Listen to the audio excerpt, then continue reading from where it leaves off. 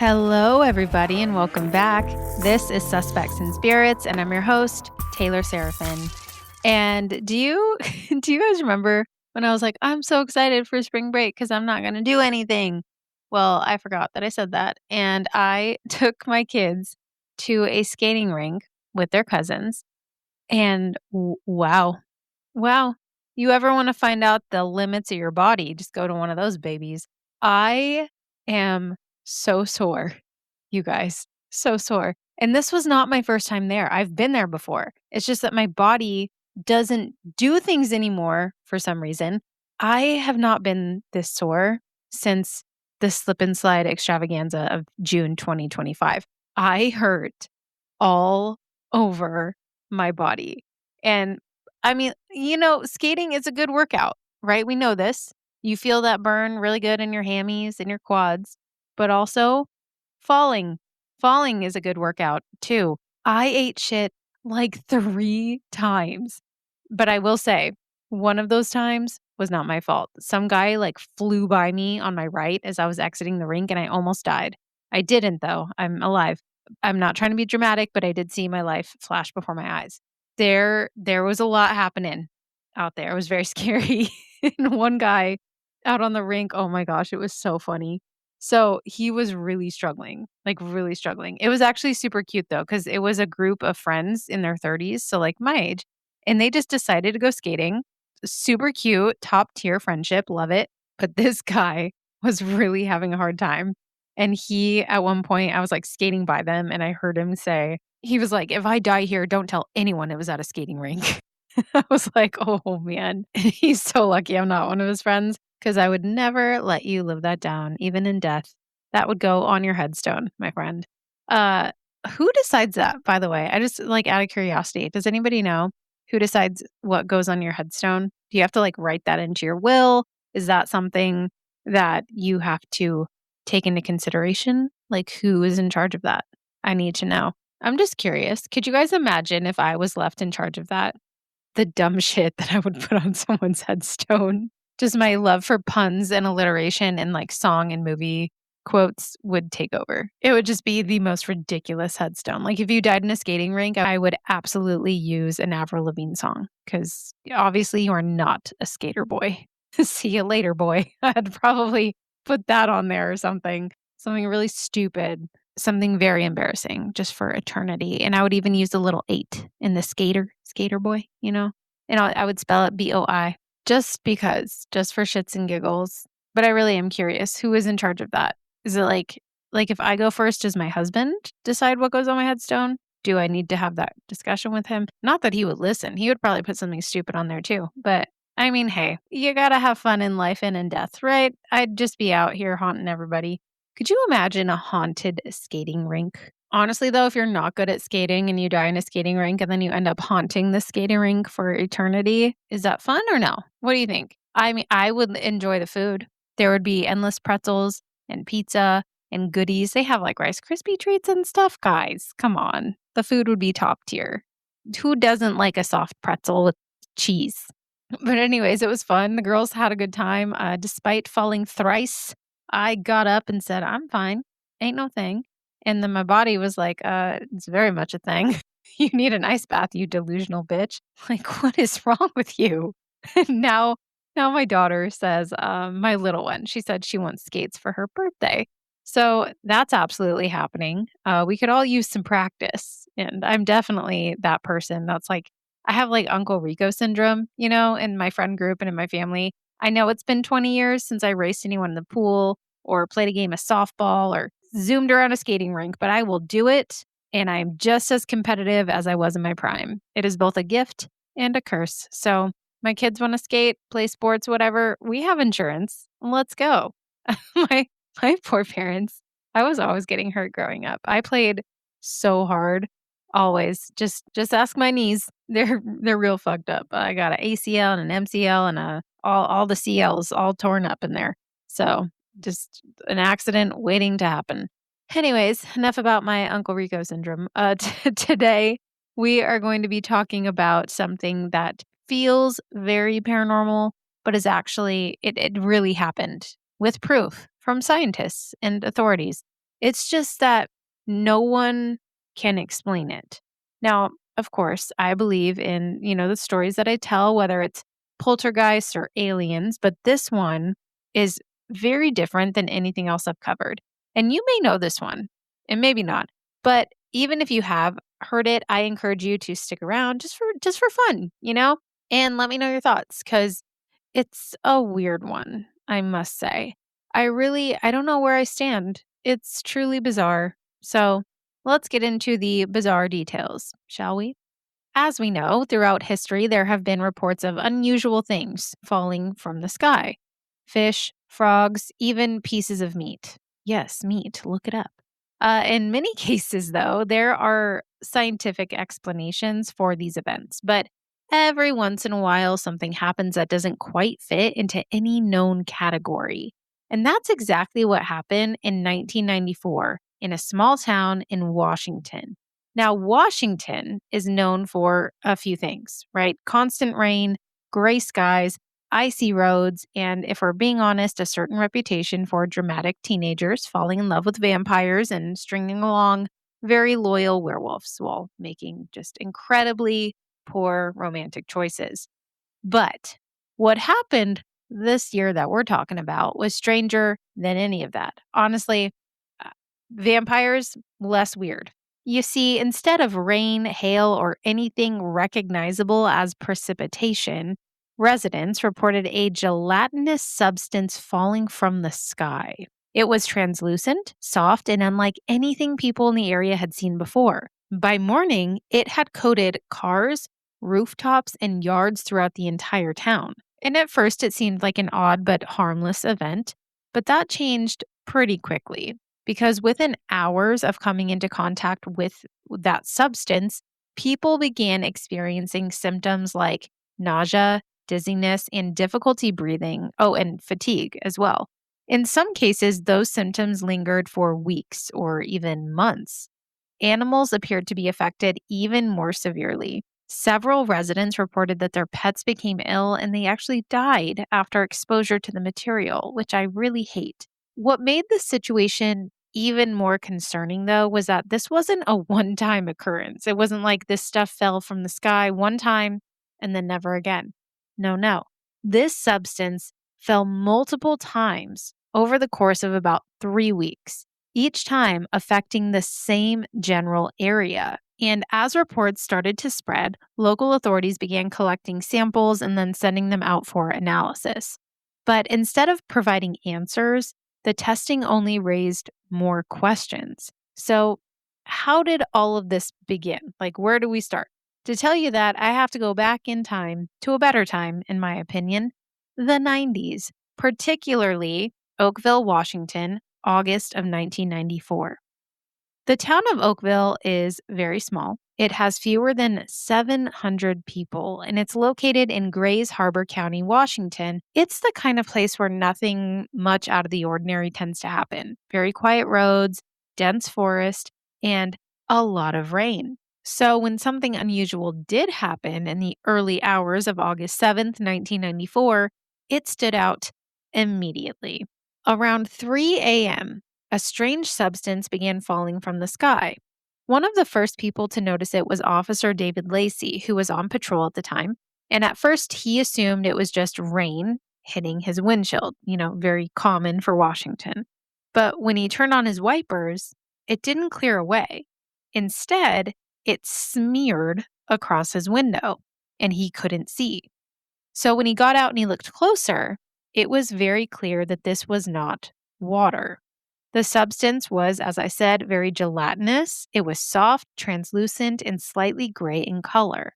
The pieces were pretty small. They were about the size of a grain of rice, and they were sticking to everything. They were sticking to the road, his patrol car, nearby trees, just an ooey gooey mess.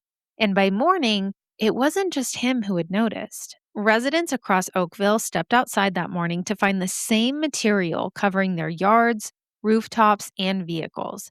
It hadn't evaporated overnight and it didn't behave like anything people were used to seeing after a typical rain. Some people left it alone and others, understandably very curious, touched it or even collected samples of it in a jar. And that's when things started to shift.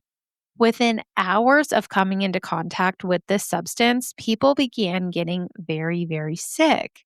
One of the first widely reported cases was a woman named Sunny Barcliff. She had gone outside that morning and then noticed the strange material around her home. So, of course, she touched it while trying to figure out what it was. And not long after, she began experiencing severe nausea, dizziness, and difficulty breathing. Her daughter, Beverly, also became ill after exposure to this goo with symptoms that worsened throughout the day.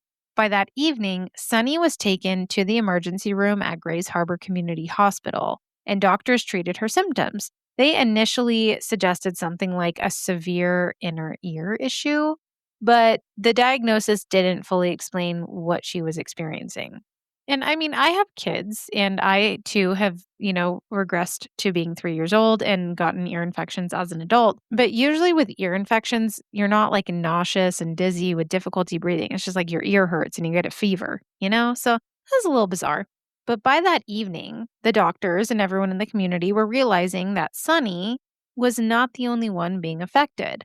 Other residents reported very similar symptoms: fatigue, blurred vision, breathing issues, often lasting far longer than a typical illness. Some described the symptoms as coming and going over time rather than resolving completely. Animals, as I said before, were also affected even more severely than humans. Several residents reported that their pets became sick shortly after the substance fell. And in multiple cases, cats and dogs actually died within days of the exposure. Kittens seem to be especially vulnerable to whatever this was, and we still aren't sure why. Now, at that point, with not just humans getting sick, but also animals, that connection felt really hard to ignore. They couldn't blame it on, a widespread flu, anything like that. This directly correlated with those weird blobs. Something had fallen from the sky, and shortly after, people and animals were getting sick. And if it had happened once, that would have been strange enough, but it didn't stop there. This substance fell again on August 11th, and then again on August 14th, and several more times over the following weeks. Each time, it affected the same general area.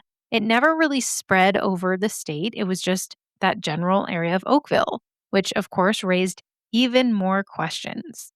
This didn't look like a one-time environmental anomaly. It suggested something ongoing, something localized. So residents started trying to make sense of it, of course, and some wondered if it could be connected to nearby military activity. Since aircrafts from the McCord Air Force Base were known to fly in the region, others considered the possibility of industrial pollution or some kind of airborne contamination. And now that this was a recurring issue with people getting sick and absolutely no explanation for this weird goo, local authorities began taking it much more seriously. The Oakville Police Department collected samples, and the Washington State Department of Ecology became involved too. Investigators interviewed residents and sent samples out for laboratory analysis. But instead of clarity, the results only deepened the mystery. One of the first analysis that was done was by a microbiologist named Mike McDowell, and he examined a sample under a microscope. And what he saw was completely unexpected. This substance appeared to contain cells, specifically what he identified as white blood cells. And of course, that raised immediate concerns. White blood cells are part of the human immune system. They're not something you would expect to find in rain or anything falling from the sky for that matter. So the samples were then sent to Washington State Department of Health for further testing. Their findings confirmed the presence of biological material, including bacteria commonly found in soil and water. But they couldn't definitively confirm that the cells were human. So instead of answers, there were now even more questions. If they were human cells, how did they get there? And if they weren't human cells, what were they then? And regardless of what it consists of, how did any of this end up falling from the sky? So, of course, as the news of what was happening in Oakville started to spread, different theories started to emerge, some more grounded than others. One of the first ideas people considered was military involvement, because obviously, residents pointed out that military aircraft frequently flew through the area, traveling between McCord Air Force Base and the Pacific Ocean. So it raised a lot of questions whether something had been released, whether it was intentionally or accidentally into the atmosphere. But even to this day, officials deny any connection. According to the military, there were no operations or aircraft activity that could explain what had happened.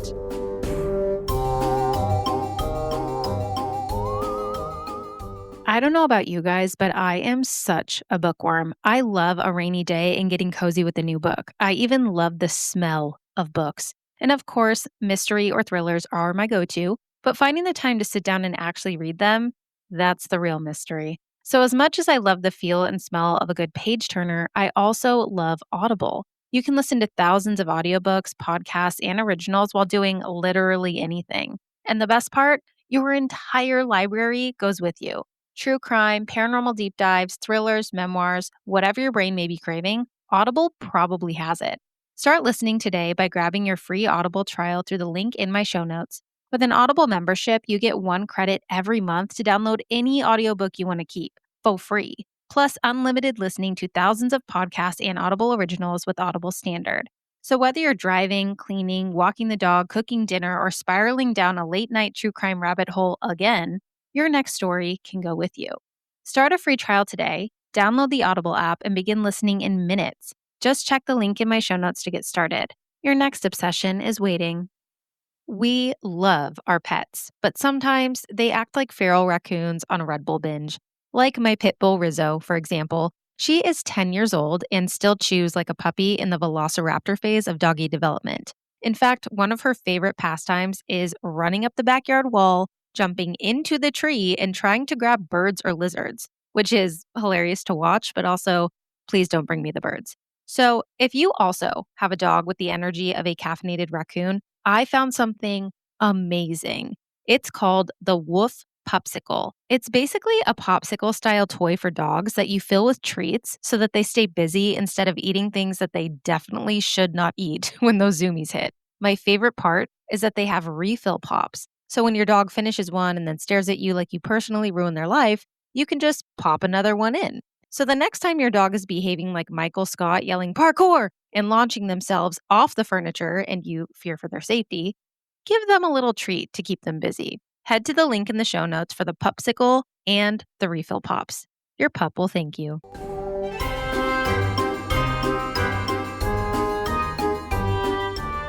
Another theory focused on aircraft waste because, that does seem plausible, right? Airplanes have bathrooms, and I, for one, have always sort of wondered what happens after you flush. Like, where does it go? And if you're sitting there saying you've never wondered that, you're either lying or you work for airplanes. You're a pilot or a flight attendant or someone works with aircrafts because it's a reasonable question.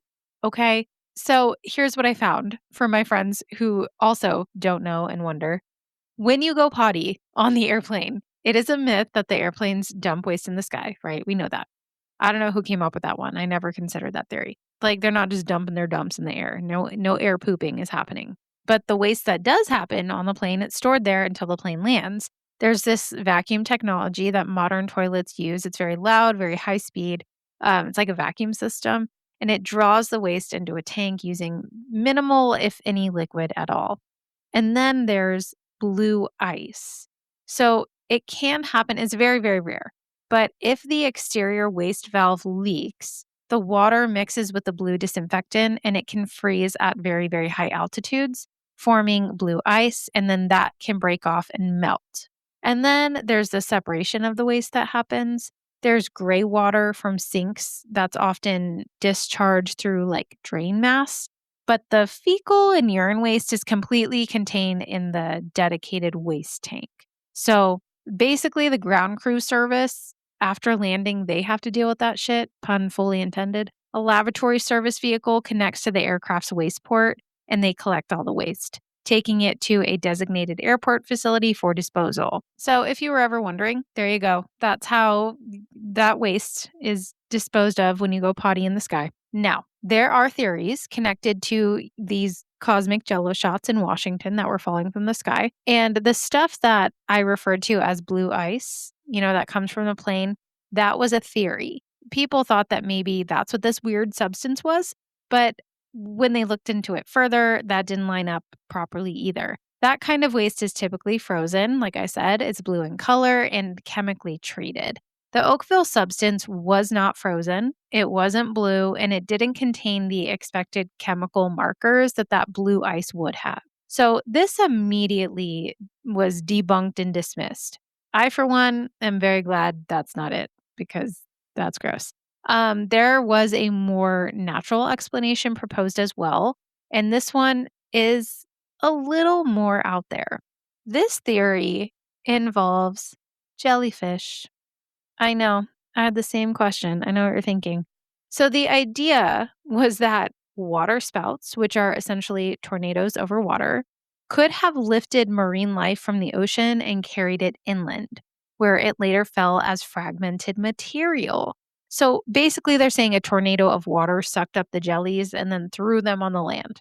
That's a very, very powerful, far reaching tornado, if you ask me. Oakville is only about 15 miles from the Pacific, so at least geographically, at the time, it seemed possible. But if you look into the logistics of waterspouts, they typically move slowly, often traveling at speeds of only like 10 to 15 knots, which is 11 to 17 miles per hour, and they rarely go too far inland before dissipating. And that's not my opinion. That's literally from like 7th grade science class and also the National Weather Service. Water spouts usually only last 5 to 10 minutes. Larger ones can persist for up to an hour, occasionally moving onto shore as tornadoes. However, tornadoes typically don't go that far. And if there's a big enough tornado in that area to travel that distance, I think you'd know about it, right? There'd probably be some kind of damage happening and tornado warnings. Now, waterspouts, because I was like, do they even happen in Washington? Of course, I had to look into this. They can happen in Washington, but they're generally very rare. So if they do occur, it's typically in the fall and the spring, and they're more often seen in warmer climates. But the funnel clouds do appear in the Pacific Northwest, occasionally over the Puget Sound and the coast. So when cold, unstable air moves over the water, that's when like bomb cyclones is what they're called near the Pacific coast become very, very dangerous. And if a waterspout moves on shore, it becomes a tornado, like I said. There were actually really recent events. Do you guys remember? There was a pair of twin waterspouts that were spotted over the Puget Sound near some county, I don't know, in February of 2025. So last year. But even with those waterspouts that happened over the Puget Sound, no jellyfish goo was reported. I know. And again, if this had been the case, if it was a waterspout that turned into tornadoes and it brought jellyfish on the land, there would have been some kind of tornado warning in the area, which there weren't. There weren't any at that time. However, marine biologists said, you know what? Let's look into these weird little blobs, anyways. So they examined the samples, but they found no evidence of jellyfish tissue or any other marine organisms. So that theory was ruled out as well. And at that point, none of the explanations fully accounted for what had been observed or tested. And despite multiple agencies getting involved, the investigation eventually stalled. The Washington State Department of Ecology was unable to identify the substance or determine where it had come from. The Department of Health confirmed that the presence of bacteria and possible cellular material were present, but they couldn't trace a source or explain how it ended up in that gooey form. There was also no official conclusion linking the substance directly to the illnesses that people experienced. But if you ask me, anything that contains bacteria can potentially cause illness. I mean, I'm not a doctor, so don't take my word for it. It's just my opinion.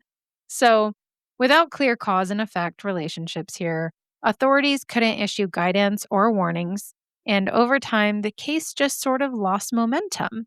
But one of the biggest setbacks came later on. And this part really irritates me because you see, the samples that had been collected of this poisonous sky jello were eventually discarded or lost. Yeah, they just tossed them. They tossed them and lost them. Like, whoops. Oh well, we lost the sky jello. So that meant any future testing, especially with more advanced technology, like we have today, was no longer possible. So whatever answers might have been found through DNA analysis or more detailed chemical testing are likely gone forever. Forever. But this case lives on for the people who actually experienced it. Because for those people who lived through it, this didn't just end when the blobs stopped falling. Some residents reported ongoing health issues for months or even longer, years, some of them. Symptoms like fatigue and respiratory problems didn't always fully resolve. Sunny Barcliffe, who we mentioned at the beginning, one of the first people affected, continued to deal with health complications for the rest of her life.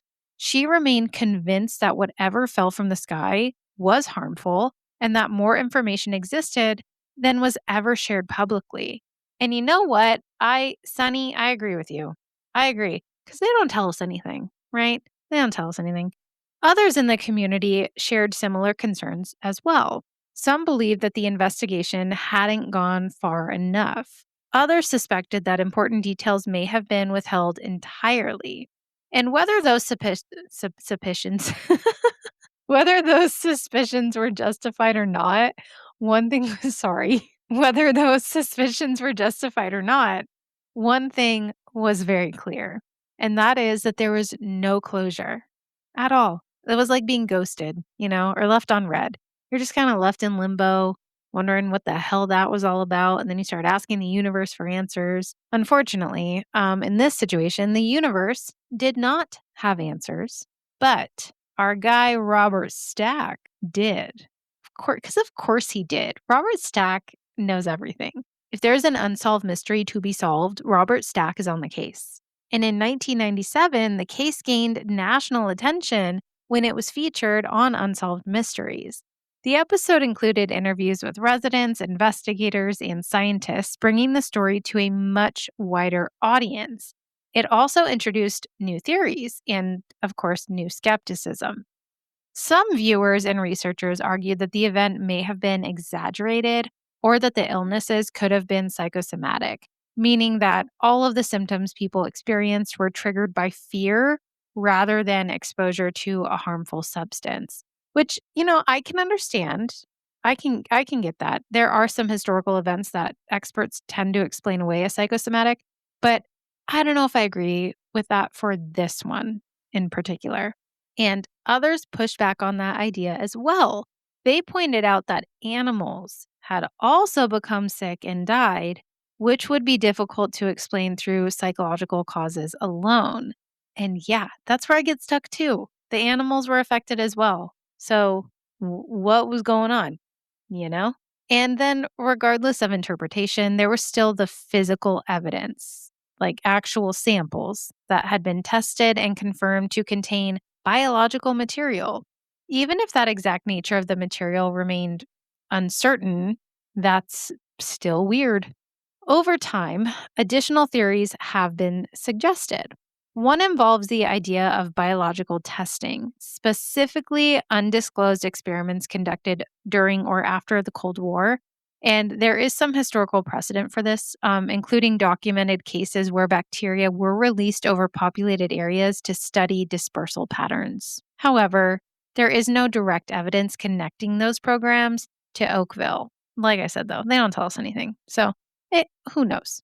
Another theory, and this one is my favorite, connects the blobs to a phenomenon sometimes referred to as star jelly, which sounds really cool because it is. Star jelly is a gelatinous substance that has been reported for centuries, often found on the ground after meteor showers. I know, isn't that awesome? Next meteor shower, we are all going jellyfishing. Guys, we're going to dress up like SpongeBob and we're going to go star jellyfishing. We're going to be like, If you ever watched SpongeBob, you'll get that reference. If not, you're going to be like, what the fuck is this girl doing? Anyway, star jelly. While this phenomenon is super cool, that explanation still doesn't account for everything, especially the reported presence of cellular materials or the associated illnesses. There was also no reported meteor showers during that time, and they definitely would not have had that many meteor showers in those few weeks. And now, even the question of whether the cells were, truly human remains unresolved. Well, one microbiologist, the original guy, he believed that they were. State labs were less certain, suggesting that they could have come from another source or just resembled human cells under basic microscopy. But again, without the original samples, that question may never be answered. They just lost a whole ass jar, or I guess jars, of mysterious cloud snot. Come on. I don't even think they lost it. I think they said, whoops, my bad. Guess we'll never know, aka guess we never want the public to find out. Like what was it? I'm so interested. And no matter which way you cut it, like no matter what, looking at this case as a whole, there are a few things that can be stated with reasonable certainty. Something unusual did fall from the sky over Oakville in August of 1994. I mean, there were multiple independent witnesses who described the same substance in consistent detail. And, there's proof of this event. Samples were collected and analyzed and lost. And the analysis conducted on those confirmed the presence of biological material, including bacteria and cells. Who or what kind?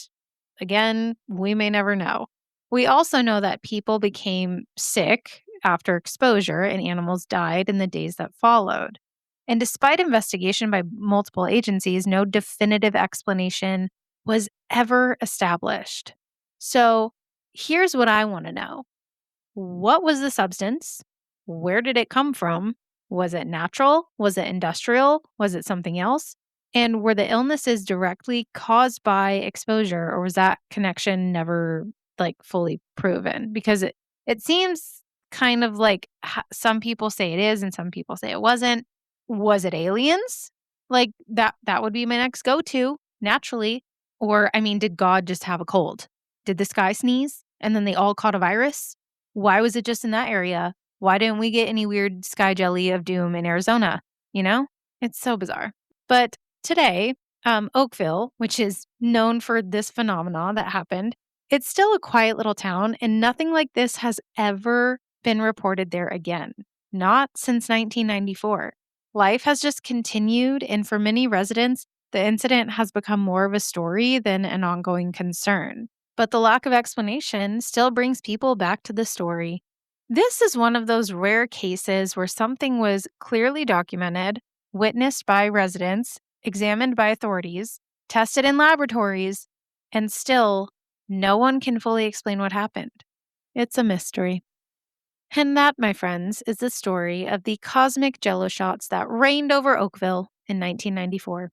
Hangovers not included. If I ever get to have my conspiracy party, this may very well be the conspiracy I come dressed as. I'm just going to come dressed as a blob. And I'm also going to make everyone bring some kind of dish, like a drink or a snack that represents their conspiracy. And I will make cosmic Jell-O shots. They'd probably just look like a booger, but I mean, they'd taste really good. I know what I'm doing. And it would be fun. Okay, it would be so fun. I am going to be really real with you guys. I had so much fun with this research. There are so many fun ways to describe this phenomenon, this event. Danger blobs, cosmic goo, cloud snot, sky jelly of doom. I personally love cosmic Jell-O shots. The limit does not exist. There's just endless possibilities. Thanks for hanging out with me again, you guys, and listening to me talk about weird stuff. You're great, and I love you. Don't forget to rate, review, and subscribe. And you know what? Leave a review or something telling me what you would call this story if you could name it. Like, what would you name it? Maybe I should make it a contest. Whoever comes up with the best name for the Oakville blobs, I will put it on a shirt or a hat or merch of some kind. Tell me in an Apple review, a Spotify comment, YouTube comment, or through one of the socials. You can follow the pod on TikTok, Instagram, Facebook. Let me know what names you come up with. Maybe I'll put a poll on there. You can vote and whatnot. Oh, and the March Booze Clues episode will air this week as well, this Friday. Booze Clues, if you're new here, Booze Clues is our listener story segment, and they're super fun to read and listen to. So if you have a story that you want read on the podcast, scary, funny, embarrassing, hometown crime adjacent, whatever it may be, send it in. I'd love to read it for you. Booze Clues is always the last Friday of every month, so be on the lookout for that episode. Well, Ghouligans, that's all I have for you today. Be good humans, don't eat the sky Jell-O, and as always, remember to trust your lizard brain. Until next time, goodbye.